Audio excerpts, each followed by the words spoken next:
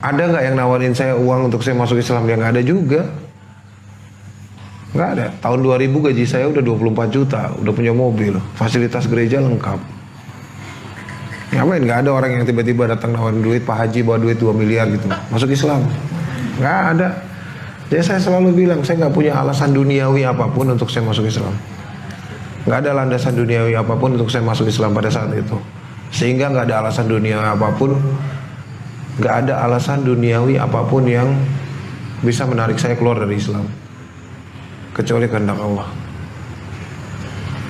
Mati gitu kan, kelar. Jadi makanya saya selalu bilang, nggak ada yang menarik dari gue masuk Islam, biasa-biasa aja.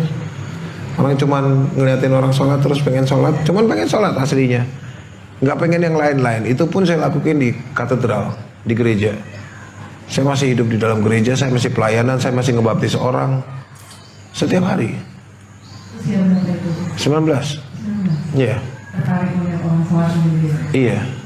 19 saya udah S2. 17 tahun saya udah lulus S2 soalnya. Jadi pola pikirnya ya udah berbeda ya.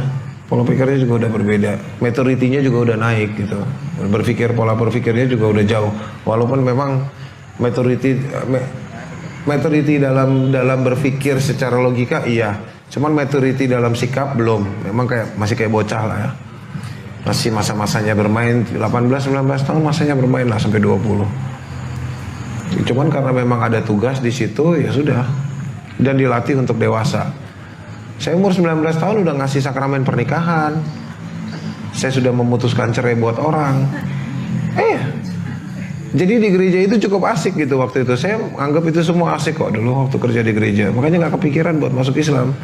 Karena cuman memang syaratnya untuk sholat harus masuk Islam, ya udah saya masuk Islam. Nggak ngejalanin yang lain-lainnya, cuman sholat doang. Udah itu aja. Setelah keluar dari gereja, nah baru ngejalanin puasa, ketemu tuh. Bayar zakat belum, nggak tahu bayar zakat hitungannya. Jadi satu-satu baru dijalanin. Ya makanya sebenarnya itu kalau nanya tadi landasanku memilih Islam, landasanku masuk Islam.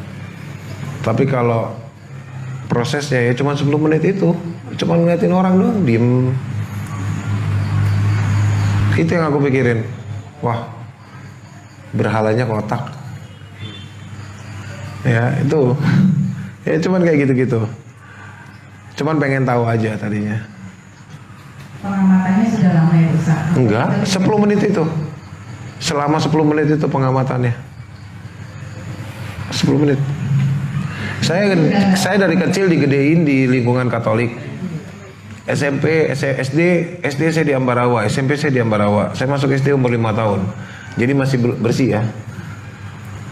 5 tahun di SD. Akselerasi. SMP 2 tahun. Akselerasi juga. SMA di Don Bosco isinya cowok semua. Katolik homogen, tidak ada orang muslim. Bahkan kantinnya pun orang Katolik. Security-nya aja orang Flores, orang Katolik.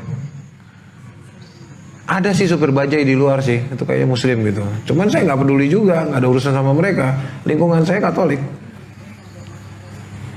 Kuliah pertama kali di Leiden Katolik. S1-nya Katolik, S2-nya Katolik juga di Leiden, Katolik juga. Terus di situ ya tadi homogen. Lingkungannya itu doang, orang-orangnya itu doang. Jadi kita udah tahu, tiap minggu Sabtu kita ke gereja, setiap hari sore kita ke gereja juga untuk berdoa segala macam, bakar lilin, beli lilin. Aktivitasnya udah standar seperti itu. Jadi nggak ada kepikiran orang Islam, nggak tahu orang Islam. Orang yang pakai kerudung begini kalau di Belanda itu kalau bukan orang Muslim pasti orang Yahudi. Udah cuma 2 itu. Yang pakai kerudung panjang hitam burka, nikab segala macam. Yang pakai cadar segala macam. Kalau bukan orang Islam, orang Yahudi. Udah. Dan itu udah biasa aja kita ngelihatnya. Mereka ada dan mereka nggak mempengaruhi kita aja. Makanya di Indonesia juga waktu itu saya sempat pikir, wah kerudung panjang. Apa ini Yahudi juga gitu. Panjang-panjang. Nah, kayak gini-gini ini panjang, teman hitam-hitam gitu. Full sampai ke bawah, pakai sarung tangan segala macam. Yahudi juga sama. Yahudi, Islam. Akhirnya saya nggak peduli gitu loh, nggak terlalu peduli. Jadi memang nggak ada perjalanan ketemu Islamnya tuh ya nggak ada. Cuma 10 menit itu aja. Hah? Di daerah Baros, di antara Pandeglang dan Serang, Banten. Masjid ya? Ya, di masjid. Terus keluarga gimana Ustaz waktu itu? Ya pertama kan ngusir, cuman kan memang butuh waktu. Iya. Butuh waktu dari orang tua untuk bisa, oh ya udah nerima. Ya itu kembali lagi, kita tunjukkan adab dan akhlak kita. Pertama kali ya mungkin saya nggak ada tahu adabnya ya. Akhirnya waktu berantem ya berantem aja. Saya keluar dari rumah, udah marah apa segala macam. Seiring waktu Allah didik kita gitu. Allah sekolahin saya untuk ngambil akidah, belajar akidah, tentang akidah Islam di Qatar. Lalu Allah kasih hadiah lagi untuk sekolah lagi S2 lagi di Saudi untuk ngambil adab antropologi, belajar tentang adabnya Rasulullah. Terus S3-nya lagi antropologi untuk adab lagi. Saya doyan sekolah sih. Ini lagi sekolah lagi, S3 udah beres, saya sekolah lagi S3 lagi. Gimana caranya tetap belajar. Ternyata dengan menunjukkan adab yang baik itu jauh lebih bisa melembutkan hati mereka orang tua gitu. Dengan adab aja dia melihat kita. Ya mami saya sampai hari ini nggak pernah marah sama saya. Mau marah apapun sama adik saya, ke saya itu langsung berubah mukanya. Air mukanya yang berubah. Dia lagi marah sama adik saya, ngeliatin saya datang. Biasanya saya suka salam karena bibi di rumah kan muslim. Mereka yang jawaban sama salam saya. Supirnya papi kayak atau tukang kolam renang itu biasa. Saya assalamualaikum kan kencong di rumah. Pada ngejawab nengok. Oh, waalaikumsalam pak. Ya, dari belakang.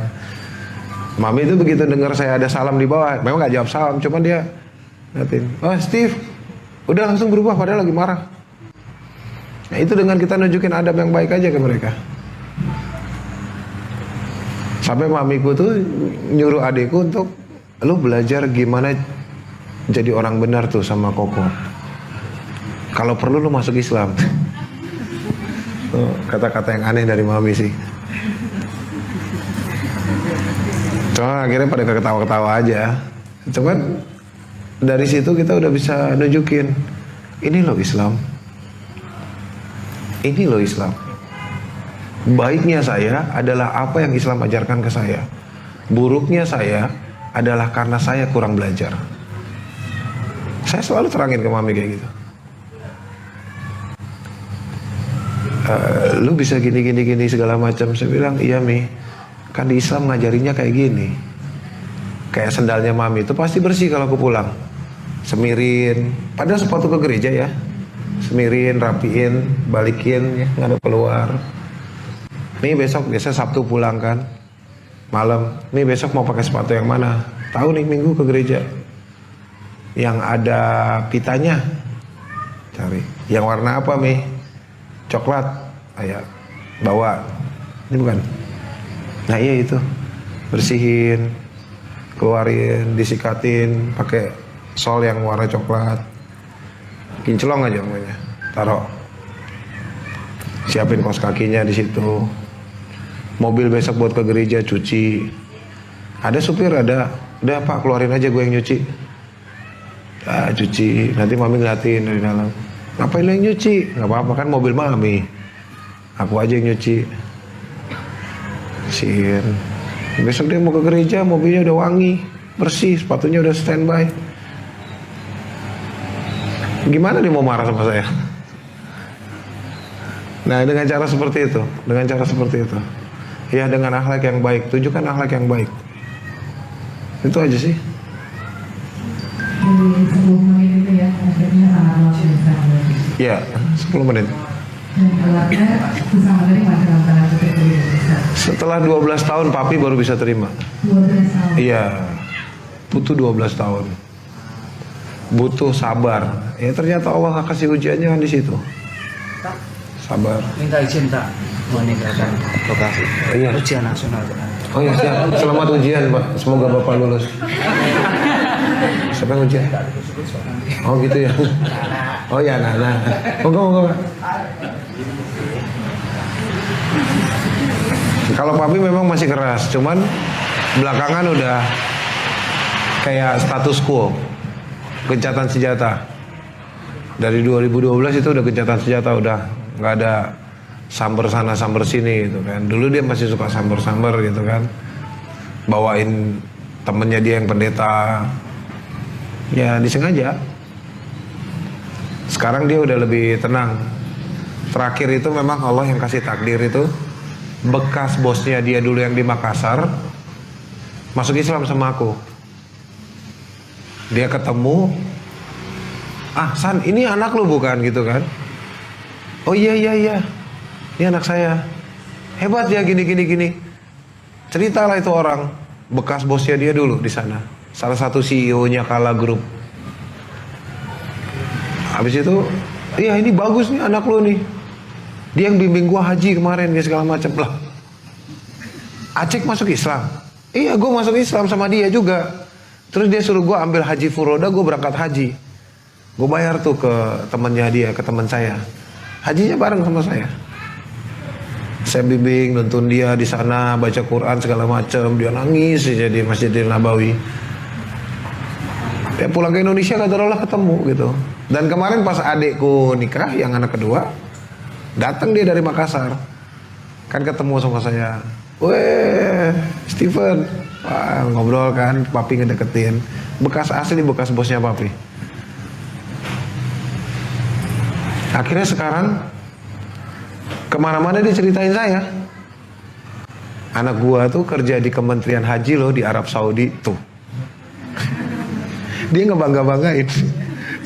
Apaan sih lebih? Aneh-aneh aja.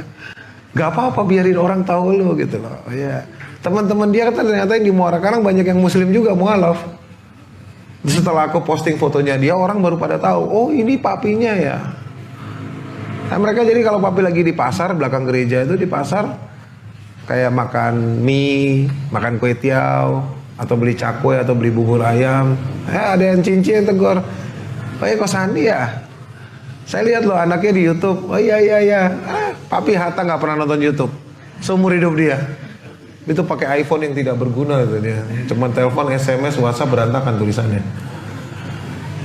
Anyway, dia nggak pernah nonton YouTube. Dia nggak tahu saya di YouTube seperti apa. Itu dari Allah tuh hadiah. Walaupun mungkin Allah kasih ke saya adalah bentuknya orang tuamu sendiri pun tidak akan bisa kau beri hidayah. Sama seperti Rasulullah ya.